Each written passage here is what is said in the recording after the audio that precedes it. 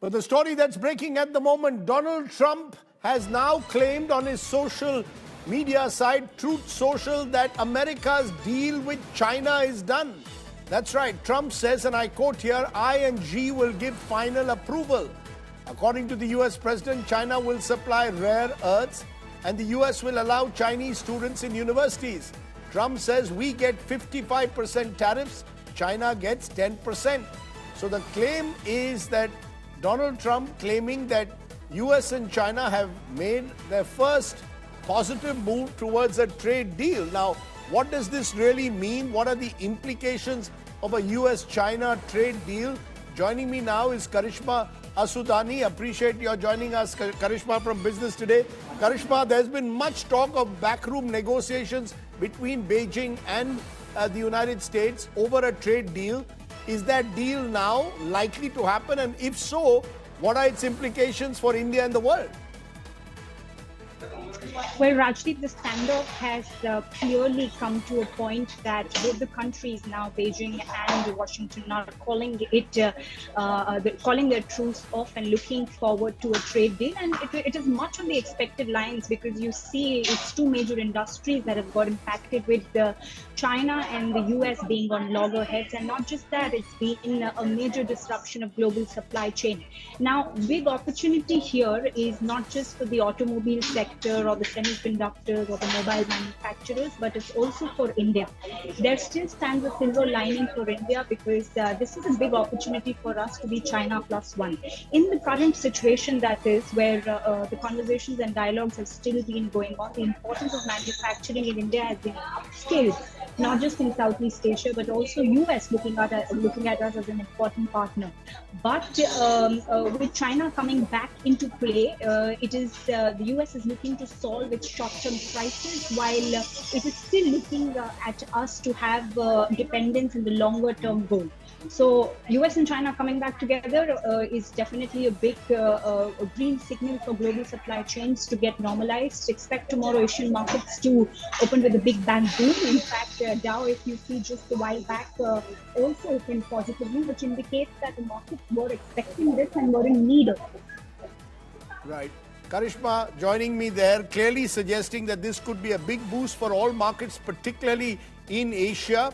It could also mean, of course, more opportunities.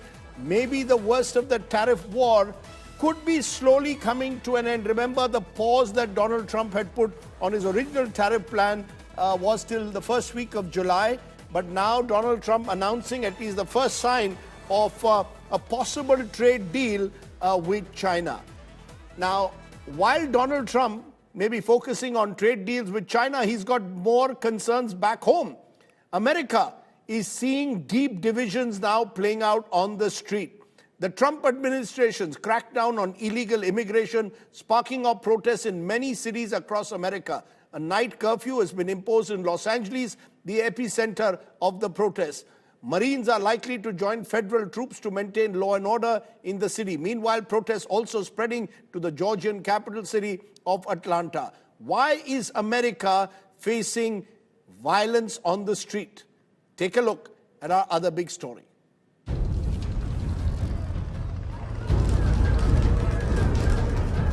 The United States of America on the edge. Protests against raids by Immigration and Customs Enforcement, or ICE, are spreading.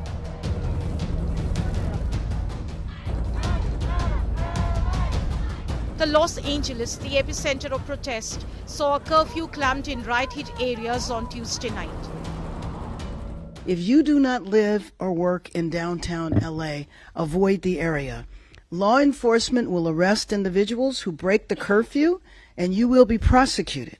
Hundreds of officers from police and sheriff departments from across the region and state are working alongside LAPD through a unified command structure.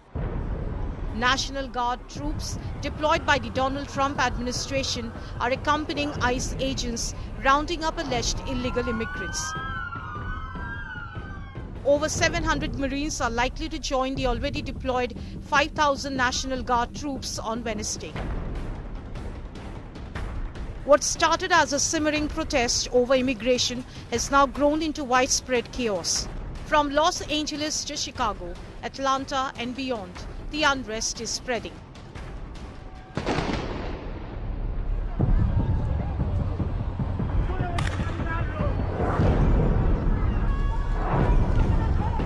In Los Angeles, rioters unleashed their fury on an Apple store, smashing glass and looting iPhones.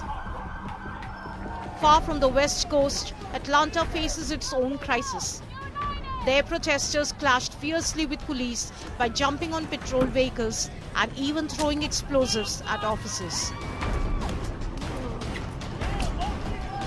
In Seattle, protesters burned and tore down American flags. Police responded by clashing with the rioters.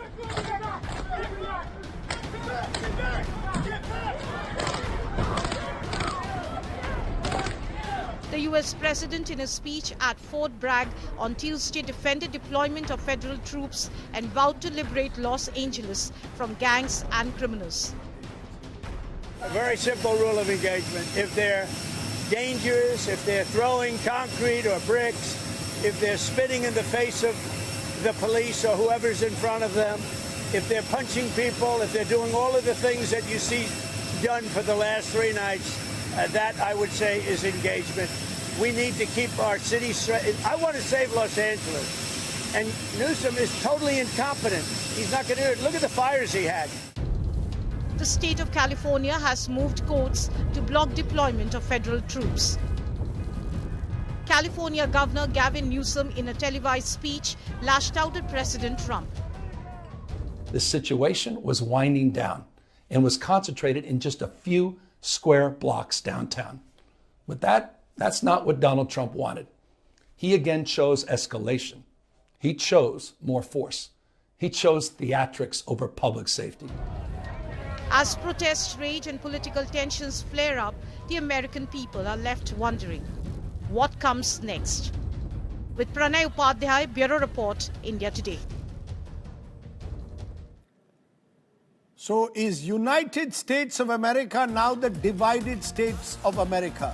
America split wide open. In fact, that's the top band we are going to put. Divided states of America. Trump's anti-immigration rhetoric, is it only worsening that divide?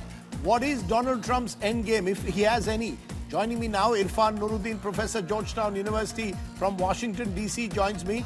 And also Andrew Latham, Professor at Macalester College, is joining me. Appreciate both of you joining us. Irfan Nuruddin, your first responses to the kind of scenes we've seen, yes, in just one part of Los Angeles, but it's now spread to even Atlanta. Is there a sense that Donald Trump's anti-immigration rhetoric is sparking it off, or is there something else to it? Well, I mean, everything about Donald Trump's behavior over the last 4 months has probably led to this moment. He is engaged in probably the most elaborate anti-democratic set of actions by any U.S. president in living history. His anti-immigration rhetoric is dangerous, it is immoral, and his use of U.S. federal military troops, the National Guard, and now mobilizing the Marines, is arguably unconstitutional. So what we have is a democratic crisis. It has taken the particular form of, in the last few days in Los Angeles, as being also about the anti-immigration enforcement, very militarized enforcement by the federal government. But one has to remember that this has been the culmination of months of protests, peaceful protests in the United States against the sense that Trump is violating the core essence of what America is and what America aspires to be. The fact that it has spread across the country is to be expected. Part of it is we have on June 14th a spectacle unlike any other in American history. Trump is throwing himself a military parade for his birthday, and ostensibly in honor of the army. It's going to cost the American taxpayer some $150 million to have tanks rolling down the streets of Washington, D.C. And across the country in 1,500 different cities of the United States, peaceful protests are being organized. So I think we want to separate the protest activity, which is protected by the American Constitution and the First Amendment, against a president who is deeply unpopular and extremely divisive, from the acts of violence which should be deplored and condemned because they delegitimize the entire movement and frankly play into the hands of Donald Trump. But I want to just say, Rajdeep, I'm living in Washington, D.C., right? A lot of the public perception might be that DC is a war zone. It isn't. I was downtown yesterday by the White House. It is just a perfectly normal city, people going about their business as normal, and hopefully that will continue to be. But I Right. do think you're going to see a lot of protest activity, and hopefully it all stays peaceful. You know, Professor Professor Andrew Latham there at Macalester College, there's a sense, Andrew Latham, that look at the kind of scenes also that we are seeing. It is not just anti-immigrant rhetoric, surely, that is sparking it off. This is criminal behavior. Apple shops are being looted in parts of Los Angeles. You've had the protesters targeting the police. As Irfan Nuruddin said, all of this is giving a handle to Donald Trump to say these immigrants are actually criminals. Well, first of all, let me say this. I'm an immigrant to this country. I was not born here. That's a long story. Secondly, though, I think I'm agreeing with my colleague that this is a constitutional issue. Although he didn't invoke the appropriate act, Donald Trump has federalized what in this country is the National Guard. It's a state thing. He federalized it and mobilized the National Guard, and then deployed 700 United States Marines to deal with a problem. It is a problem, but local police can probably take care of these riots, if I can use that term.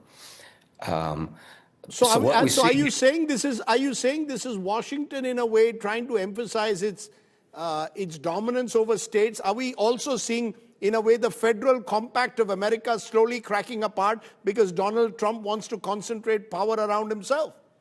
That's exactly right. I think that the federalization of the military in connection with law enforcement, it's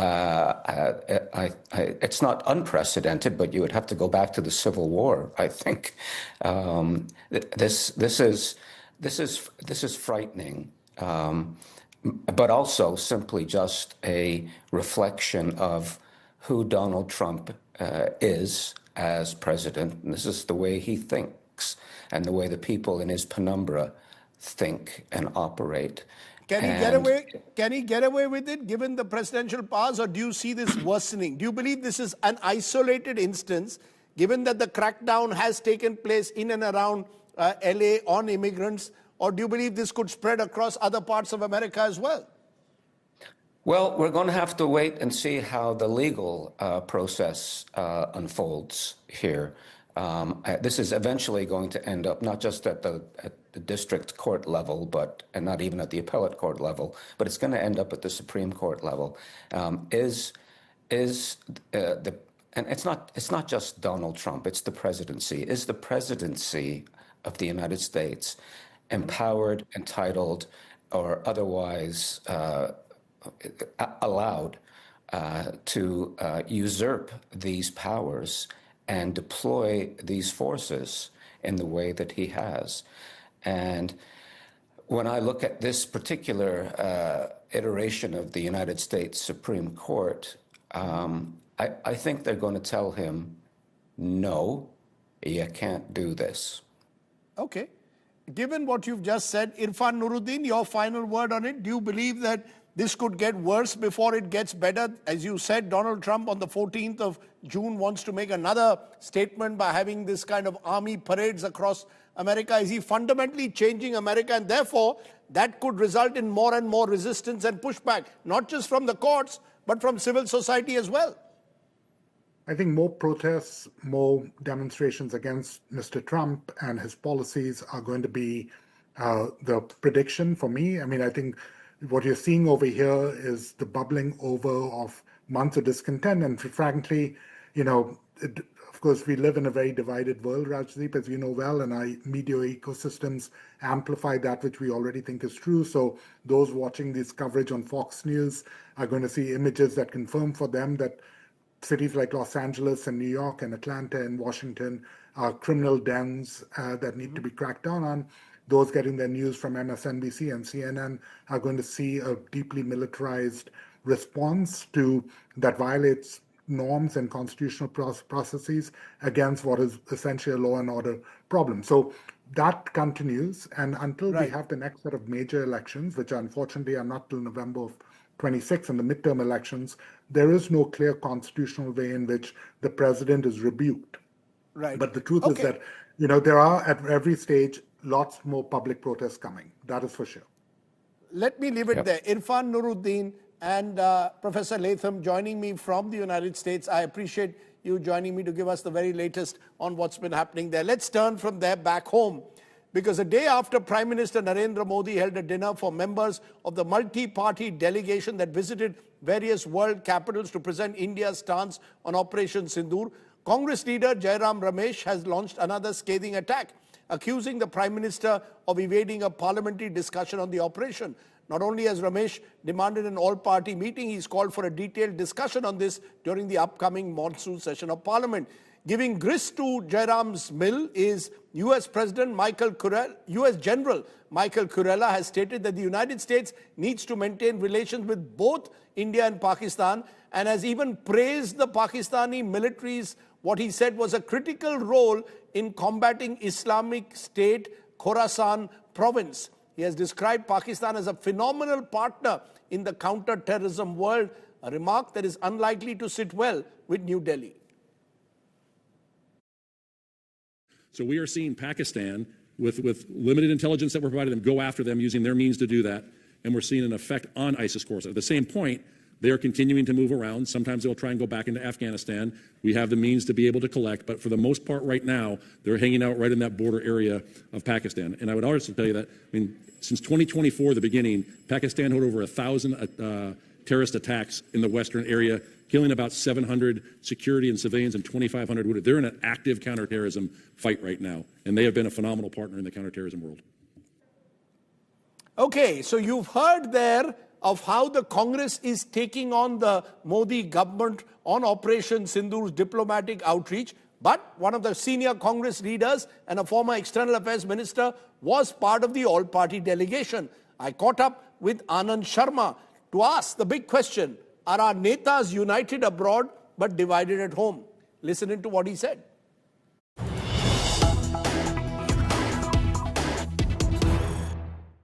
And joining me now is one of the senior-most members of the all-party delegations as part of the Operation Sindoor diplomatic outreach, former Union Minister and Congress leader Anand Sharma. Appreciate your joining us here, Mr. Sharma. You met the Prime Minister yesterday. He met all the delegations. There is a sense that while all of you were united abroad, you are divided at home. Is that the impression you got after meeting the Prime Minister, or do you believe that there is unanimity over what India should do post-Operation Sindoor? I think India speaks in one voice. India spoke in one voice. Abroad or domestically? Even domestically, if you look at when the terror attack took place, India spoke, all the parties stood together.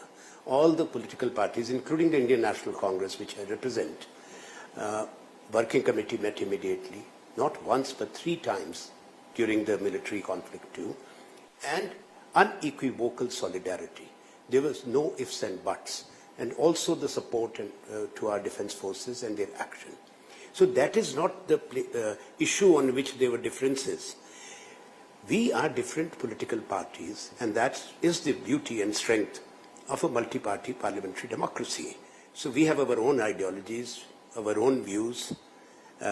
You cannot have a democracy where there is uniformity or imposed uniformity. Sure, but you see, the thing is, you went, for example, to 4 countries, and I heard what you said in South Africa, where you commended our security forces for acting with great restraint.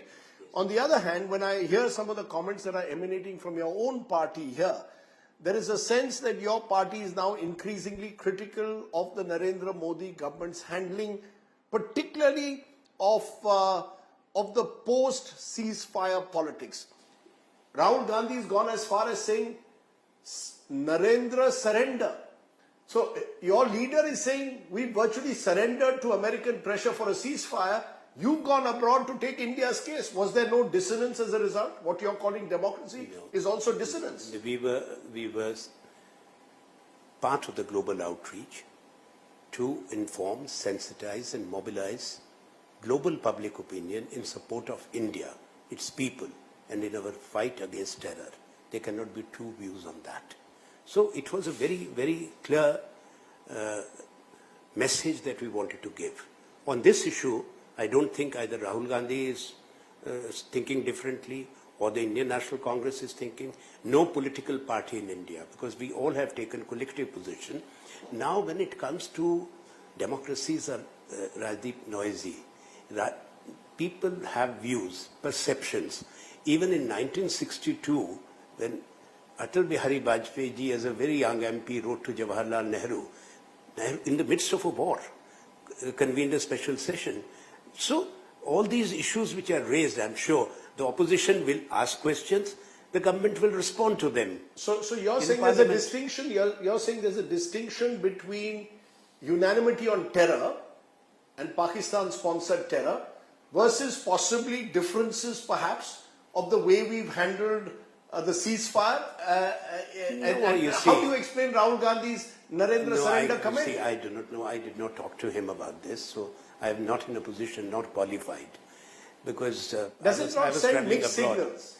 I was traveling abroad. I'm sure that Parliament session, which should be convened, they should discuss all this, and the transparency matters.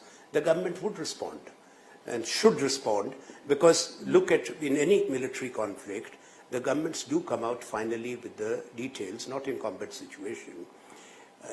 So I hope... Because your leader wants to know, for example, how many jets have been felled. He wants to know about whether the External Affairs Minister, Mr. Jaishankar, through his statements had effectively forewarned Pakistan. Now, all of this is being picked up globally and in Pakistan. I'm not going to get into that. I would rather focus on the purpose for which I went as a part of the delegation, because I've been traveling abroad most of the time. Okay, so given, as you said, you want to focus on the purpose for which you went, and I even have Jairam Ramesh, your spokesperson, Congress spokesperson, saying these delegations are weapons of mass distraction. They are, in a way, a cover-up for the government's own failings to take India's point diplomatically. Therefore, you need these all-party delegations, because what diplomats should have done is now being done by politicians. Well, he has his view. In the past also, leaders of opposition have been requested by successive prime ministers to speak for India in difficult situations. Indira ji had requested Atal Bihari Vajpayee ji and other opposition leaders. When the East Pakistan crisis came, there was genocide, rape, pillage, plunder there by the Pakistan army, and we had 10 million refugees in India. US 7th Fleet had come to the Bay of Bengal, and the war was imminent. But finally, India's special envoys went to different world capitals, and many of them were eminent world opposition leaders. There were other occasions when Rajiv Gandhi as Prime Minister also requested and sent. Narasimha Rao did it with Salman Khurshid and Atal Bihari Vajpayee going to represent India's case on Kashmir. That is true. There was another two occasions when Rajiv Gandhi as Prime Minister had sent me to accompany Atal Bihari Vajpayee. Once was when a special UN session had to be convened in Geneva in Palestine, when Arafat was refused US visa. So the UN session itself shifted to Geneva. Right. And Rajiv Gandhi as Prime Minister nominated Atal Bihari Vajpayee and instructed me to accompany him for the UN session. So twice actually I accompanied. So what you're saying is what happened is not unusual. Prime Minister Modi in a way has followed what previous Prime Ministers have done. You don't agree with Jairam Ramesh when he says they are weapons of mass distraction. That's his view. Presumably I think we are informed people nominated by, at least I can say, nominated by my party leadership. And I've done what my party and government both wanted to speak for India. You know, in fact, it's interesting. You're one of the few leaders who was nominated both by your party and the government. But, you know, look at a Shashi Tharoor's plight. He speaks out for India like you did, but he's accused of being a super spokesperson of the BJP by your own party. Is that something that you're comfortable with when these comments are made? Listen, speaking for India is a national duty. That doesn't mean that back home, we have changed colors. I can say for myself. I have committed to a particular philosophy and ideology all my life. That's where I am. So I can speak only for myself. Sir, how was the meeting with the Prime Minister, which you all had, the high tea that you had with the Prime Minister? Was there a sense of complete solidarity with the government? Because that is something that has been missing in our politics in recent times. Politics has become very hyper-polarized. Yes, it is. So did you sense that there was a sense of solidarity cutting across party lines? Yes, when it comes to India's national security and the fight against terror, it was clearly there. So the mood was positive and united. On this issue, there cannot be two views, there cannot be two groups. But yet, you believe that questions will be asked, presumably, of the government. Now that you're back, you believe questions you're an opposition party leader. Will questions be asked? Session, that will happen. And that is actually should be accepted with respect. It is not something sensational. In a democracy, questions are asked. Name one country where questions are not asked. If you're an autocracy, like then China, questions will not be asked. We are a democracy, and it should be taken in that spirit. If the government is asked questions, the government should welcome questions from the opposition. That gives an opportunity actually to the Prime Minister and the government to respond and clear any doubts. I just want to come back in a moment to the hyper-polarization, because you were part of Manmohan Singh's government. 26/11 happened. The government then followed a policy of strategic restraint. The same BJP government of Narendra Modi says Prime Minister Manmohan Singh and the UPA government was a weak government. We are the government that is setting a new template against terror. Do you agree with that? That the Manmohan Singh government of which you were a part was a weak government, and now we have a strong, muscular government. This is what the government says. You see, sometimes you don't have to shout to be heard. Dr. Manmohan Singh was a statesman, a very humble man, but a very firm leader. India's message was heard loud and clear in the world capitals. I was then a minister in external affairs, and mind you, Rajdeep, I was also the Minister of Information and Broadcasting. 26/11, post that, the government's position articulation was handled, or I was given the responsibility. And even to travel to other places where the P5 countries and the foreign ministers of major countries met in Paris on 14th of December. So we know what we conveyed, how it was conveyed, and the language, and how the message registered. But how would you reconcile what you're just telling me with the manner in which the same Modi government, of which you've gone now to speak across the world, targets the Congress government of the past? That is, there should not be any politics. I was very proud to be a minister with Dr. Manmohan Singh. I'm proud of our track record. Let me also tell you, at that time, 4 of the P5 countries stood with India, rock solid. Don't forget that. India, the kind of world support which India got, and the country started investigating. Pakistan was isolated globally.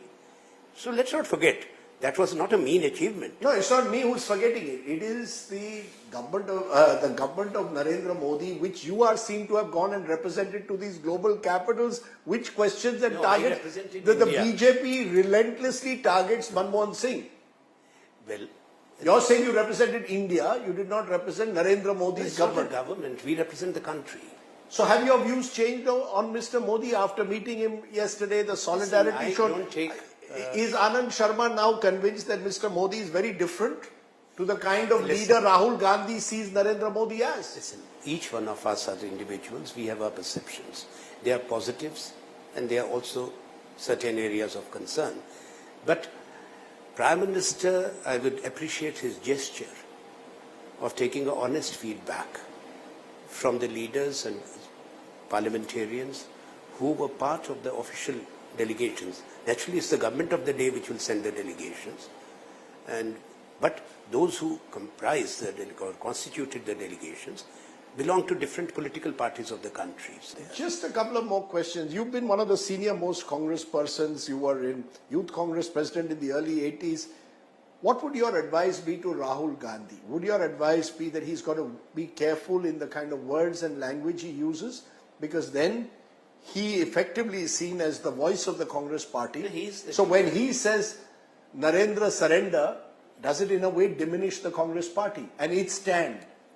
suggesting that the Prime Minister has surrendered in some form.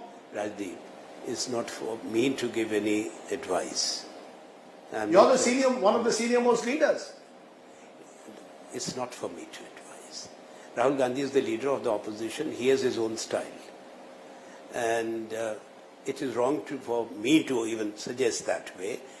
Now, when the Parliament session comes, surely he has a right to speak as the LOP, and the government will be bound to respond. Would you have any advice for Prime Minister Modi? Would you suggest how should we move forward in isolating Pakistan, something that we have been unable to do? Let's be very clear. We have still not been able to isolate Pakistan and convince the world that it is the epicenter of terror. So how should we go forward? I think we have been able to convince more or less about Pakistan being the epicenter of terror. There's no doubt on that. Now this is the same country which the United Nations has now made a co-chairman of the counter-terrorism committee. That is most unfortunate because Pakistan lacks the credentials, credibility, its track record is pockmarked. So that is something which shocked me also when I heard about it. We were traveling, and which against India will have to raise its voice and talk to the partner countries, the strategic partners, because it's not only India's fight. Fight is against terror. It's a global scourge. I named many world capitals. But let's not forget many regions of Africa or West Asia, in the Middle East, there is terrorism. And there is India's resolution which is pending. Some actions have been taken. There is some unresolved issue on the definition of terrorism at the UN, but comprehensive international convention against terror is pending. What India has to do is to mobilize support to make it effective, and also the FATF, the Financial Action Task Force. Where Pakistan was in the grey list, Pakistan should be pushed back into that grey list so that it becomes responsible. On one hand, Pakistan goes with the begging bowl. Pakistan goes to IMF, World Bank, ADB, and then they divert those funds, either to fund terrorism or to buy weapons. That's what their deep state. Would you like to see a special session of Parliament being called, as your party is calling for? There was no reason why it should not have been. You believe there is every reason for That's what democracy is all for. In conclusion, would you therefore say your all-party delegations have been successful in sending out India's message loud and clear? Loud and clear, and I would also say, I have a message for everyone. Yes. As somebody who loves his country, who has been in public life, I've seen, I'm fortunate and blessed to have seen the times of Indira Gandhi, Atal Bihari Vajpayee, Dr. Manmohan Singh. I've worked in Parliament for long. I've known also the leaders of other parties. Ideological differences are the essence of democracy. Debate, disagreements are also integral to democratic dialogue and narrative. They should never be made personal. Never, ever. That is what I saw when we were there and amongst the leaders of that period, that even if they had the sharpest of exchanges, at personal level, the relationship was always warm. That's what I wish to happen in this country. Very, very sound words there from one of the senior politicians of this country and a member of that all-party delegation that went to different countries. Anand Sharma, for joining me here on India Today. Thank you so much. Thank you. As I said, the nature of Indian democracy. You may be united abroad, but you still remain divided at home, and hopefully there is still space for debate and discussion. Well, in Andhra Pradesh at the moment, there seems to be very little space for debate because a sexist slur on a TV debate has now snowballed into a political storm on the streets of Andhra Pradesh. Arrests, petrol bomb attacks, a fierce blame game between the ruling TDP and the opposition YSRCP. The controversy over a Sakshi TV show has turned into a full-blown battle for political power. Here's more in our next report.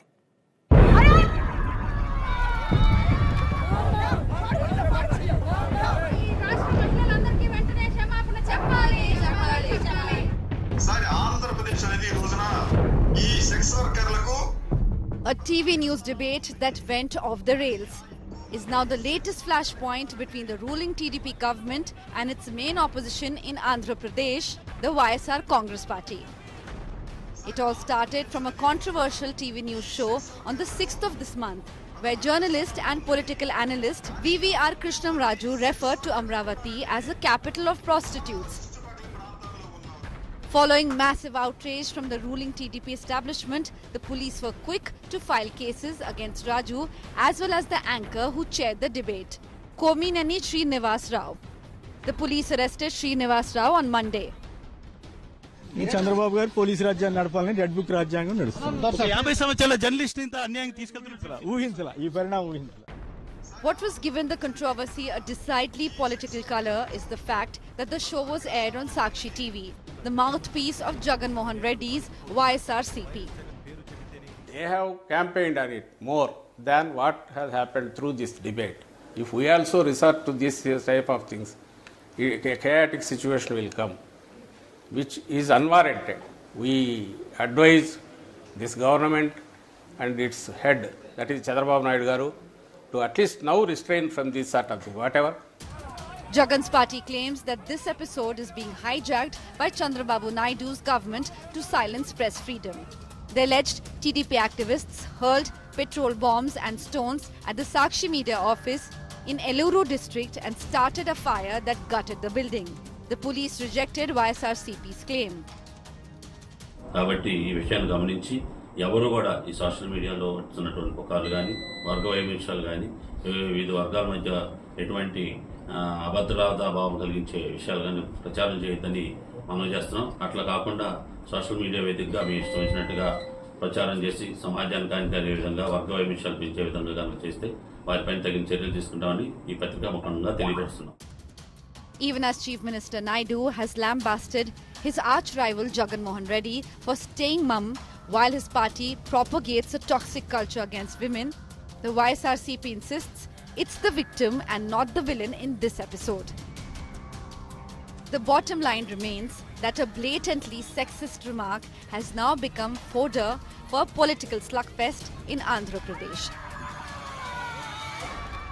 Komineni Srinivas Rao, who has been arrested, is also been sent to a 14-day judicial remand by the court as well as per the recent ruling yesterday, while VVR Krishnam Raju, who had been the political commentator who made these crass comments, is currently absconding with the manhunt for him undergoing. Video journalist Prasad, Apurva Jayachandran, India Today. So what does Chandrababu Naidu have to say about what is being described as political vendetta in Andhra Pradesh? I spoke to him a few days ago. Listen in to what the Andhra Chief Minister said.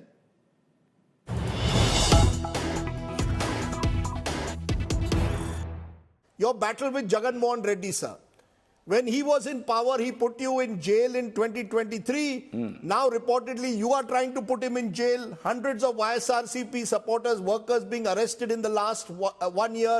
You're using the liquor scam to target him. Your son, Nara Lokesh, has reportedly prepared a red book with the names of those who harassed the TDP when you were out of power. Is the politics of vendetta going to help you in your vision? Are you going to get stuck? I want to finish Jagan Mohan Reddy. No, from the beginning, I'm telling you one thing you have to keep it in mind. I fought against extremism.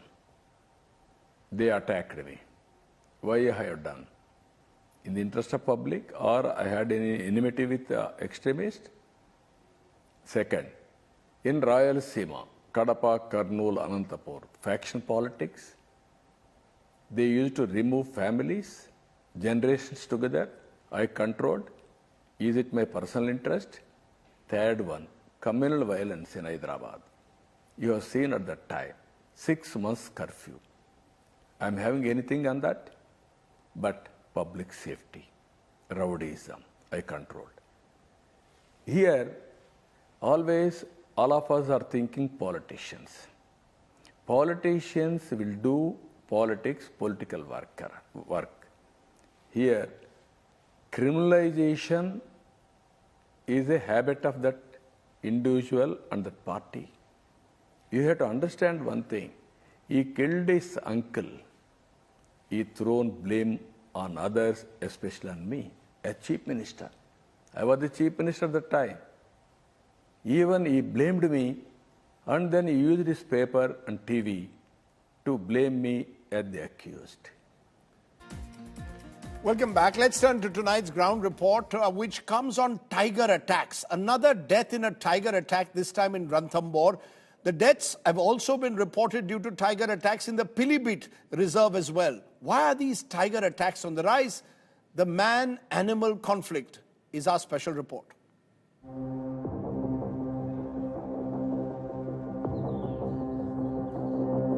Tiger terror on the rise. From Uttar Pradesh to Rajasthan, tiger attacks are triggering panic, protests and calls for urgent action. 60-year-old Rajdeep Mali was killed in a tiger attack near the famous Trinetra Ganesh temple, sparking protests in Ranthambore. This was the third such death in Ranthambore in as many months. One विभाग ने यहाँ से tiger जो गणेश मंदिर के आसपास, जोगी महल के आसपास जो टाइगर से उसको बाहर शिफ्ट करने का प्रोग्राम कमेटी का रिपोर्ट है, जिसको दिल्ली से भी अप्रूवल मिला है. अभी तुरंत ही हम इनको अन्यत्र जगह पे यहाँ पर एनक्लोजर्स में शिफ्ट करने का. Villagers are demanding compensation and government job for the victims' kin. They have also sought a written assurance, threatening to continue the protests till their demands are met. Demand तो यही है कि जो one विभाग के अधिकारी कर्मचारी लोगों को परेशान करते हैं और आए दिन टाइगर बस्तियों में घुसने लग गए, अगर उनको ये नियंत्रण नहीं कर सके तो वन विभाग के अधिकारी यहाँ रहना ठीक नहीं है. जिनकी शिकायत है उनके खिलाफ जांच और ट्रांसफर कराएंगे और ढंग के अधिकारी यहाँ पर लगाएंगे. Experts are warning that the attacks will only rise as the number of tigers are increasing and territorial clashes are pushing big cats closer to human habitats. जो मादा बाघ है वो अपना क्षेत्र आसपास ही बनाते हैं अक्सर, परंतु मादा बाघ के लिए भी कुछ क्षेत्र में कमी हो सकती है. उनको आप जो है दूसरे टाइगर रिजर्व में स्थापित कर सकते हैं, परंतु साथ ही साथ जो नर बाघ है वो अपना क्षेत्र दूर दूर तक जाकर के बनाते हैं. ये स्थिति जो है वो 3-4 महीने रहेगी. 3-4 महीने इसलिए रहेगी कि बाघ सावक जो है वो अभी पूरी तरह से माँ से पृथक नहीं हुए, अलग नहीं हुए. ये जिन भी बाघों ने हमले किए हैं ये सब एडल्ट कब्स हैं जो क्यूरियोसिटी, सेल्फ डिफेंस और सिक्योरिटी के पॉइंट ऑफ व्यू से ये हमला करते हैं. तो मेरा मानना ये है कि ये जो भी नए बाघ ने इनके ऊपर हमला किया है, ये किसी एक बाघ को हम दोष नहीं दे सकते. Meanwhile, in Pilibhit Tiger Reserve, 5 deaths have been reported in just 1 month. In the latest attack, a 36-year-old farmer was mauled to death while irrigating his fields. सुबह को खेत में पानी देखने गया था, मैं कहीं भाग बैठा था और ये तो खेत में पानी देख के रोड बैठ गया. टार्च वगैरह इसके हाथ में थी, फोड़ा था, उसने पीछे से निवाला बना लिया. Locals accuse forest officials of inaction and they are demanding fencing. तार फेंसिंग तो है नहीं, कुछ जगह लगाई गई है. जब तार फेंसिंग नहीं है तो खेतों में आने के लिए बाघ मजबूर होता है. तो जब खेतों में आता है तो लोग जो जितने भी किसान लोग हैं, कई लोगों को यहाँ पहले भी खा चुका है और दहशत का माहौल बना हुआ है. और यहाँ हम लोग पानी भी नहीं लगा सकते, खेती भी नहीं कर सकते. बड़ी प्रॉब्लम है यहाँ. As the man versus wild debate rages, the question remains how to preserve thriving wildlife in shrinking, shared spaces without endangering human lives or animal welfare. Bureau Report, India Today. Troubling times with the tiger. Okay, let's turn to our Get Real India story, and it's a story you must watch. Around 1,200 BSF Jawans deployed for security for the upcoming Amarnath Yatra refused to board a railway train on Monday after finding it to be in extremely poor condition. Eventually, the BSF leadership had to intervene, speak to the railways and get our Jawans a new train. Think about it. These are the Jawans who patrol our border so that we can sleep safely every night. And yet, they don't get even proper train services. It's our Get Real India story.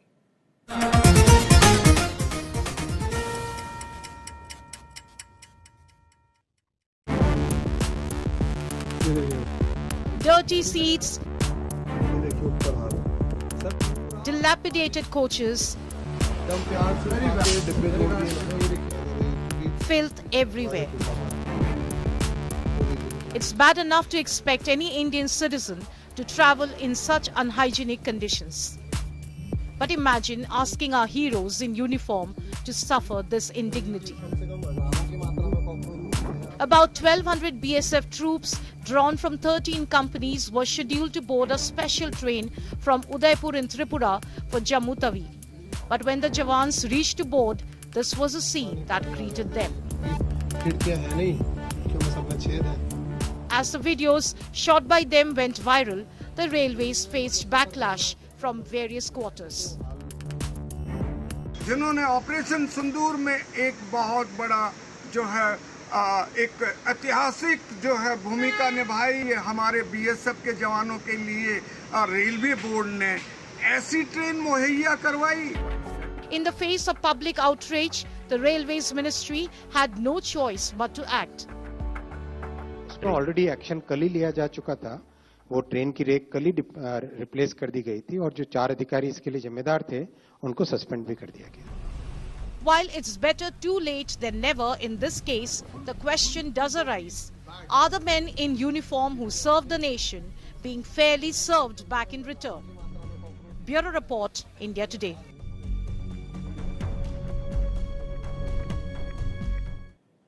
Troubling pictures, as I said. Our Jawans deserve better, much better. Okay, let me leave you then with our good news today story, which is the other side of the story. Passengers aboard an Indigo flight saw a moving moment of recognition when the captain honored a border security force officer for his bravery during Operation Sindoor. It showed that the people of India truly appreciate our Jawans and officers who fight for us on the border. Take a look at our image of the day, and you stay well, stay safe. Good night, Shubh Ratri. Jai Hind, Namaskar. इस उड़ान में एक बेहद खास यात्री का सम्मान करना हमारे लिए गौरव की बात है. 7 और 8 मई को ऑपरेशन सिंदूर के दौरान सीमा सुरक्षा बल की 165 बटालियन के सहायक उप निरीक्षक जनरल ड्यूटी राजप्पा बीटी ने जम्मू क्षेत्र में अंतर्राष्ट्रीय सीमा पर भारी गोलाबारी के बीच अपने साथियों की सहायता करते हुए गंभीर रूप से चोट खाई. उनके साहसिक और निस्वार्थ काम के लिए आइए हम उनका सम्मान करें.